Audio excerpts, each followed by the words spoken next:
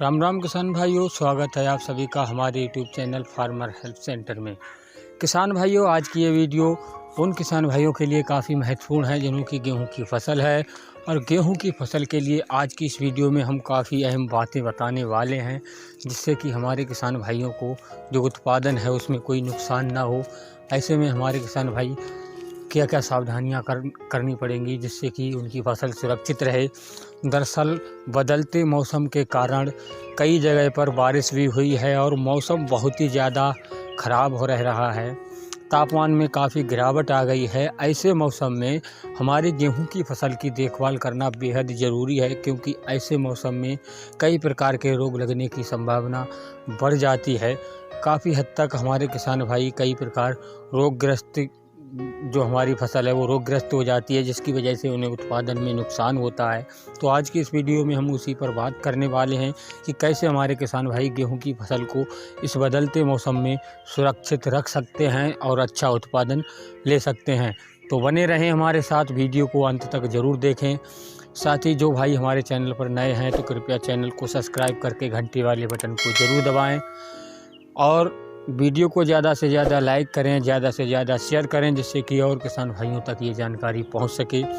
दरअसल किसान भाइयों, इस बार बदलते मौसम के वजह से और तापमान में भारी गिरावट की वजह से कई जगह भारी बारिश भी हुई है, हल्की बारिश हुई है, ओले पड़े हैं। ऐसे में हमारे किसान भाइयों को गेहूं की फसल की काफ़ी सही तरीके से देखभाल करनी पड़ेगी, जिससे कि उनकी फसल सुरक्षित रहे। क्योंकि ऐसे मौसम में ज़्यादा नमी के कारण हमारी गेहूं की फसल में कई बार क्या होता है कि रोग लग जाते हैं। अगर किसी भी फसल में रोग लग जाता है तो उसकी पैदावार में उससे नुकसान होता है। तो किसान भाइयों के लिए कई सावधानियां बरतनी पड़ती हैं। गेहूं की फसल के लिए हम आपके लिए दो ऐसी बातें बताने वाले हैं जिससे कि आपकी फसल सुरक्षित रहेगी। दरअसल किसान भाइयों, हमारे एक्सपर्ट कहते हैं कि ज़्यादा नमी, मौसम ख़राब की वजह से हमारी गेहूं की जो फसल है वो पीला रतुआ रोग की चपेट में आ सकती है। तो हमारे किसान भाइयों के लिए क्या करना पड़ेगा? हमारे किसान भाई सही समय से अपनी फसल की निगरानी करते रहें। पहला काम तो ये है कि समय समय पर अपनी फसल की निगरानी करते रहें। दूसरी बात यह है कि हमारे किसान भाइयों को ध्यान से देखना है कि कहीं हमारी फसल में पीला रतुआ रोग की लक्षण तो नहीं दिखाई दे रहे हैं। कई बार हमारे किसान भाई पीला रतुआ रोग की पहचान नहीं कर पाते हैं। बहुत से ऐसे किसान भाई हैं जो समझते हैं कि किसी पोषक तत्व की कमी है और उसमें आर्थिक रूप से उनका ज़्यादा जो खर्चा होता है वो हो जाता है। तो हमारे किसान भाई सबसे पहले तो ये जान लें कि पीला रतुआ रोग के लक्षण क्या होते हैं, कैसे हम पहचान सकते हैं कि ये पीला रतुआ रोग हमारी गेहूं की फसल में लग रहा है। तो किसान भाइयों, आपके लिए बता दें कि आप अपने गेहूं में जाएं और अपने गेहूं की जो पत्तियां होती हैं ऊपर से पीली पीली पड़ती हैं, उसमें देखेंगे कि जो धारियां पीली पीली बनती हैं, उस पर उंगलियां अगर आप लगा कर देखेंगे तो उसमें से पीला पीला रंग आपको दिखाई देगा। तो ये लक्षण हैं हमारी गेहूं की फसल में पीला रतुआ रोग के।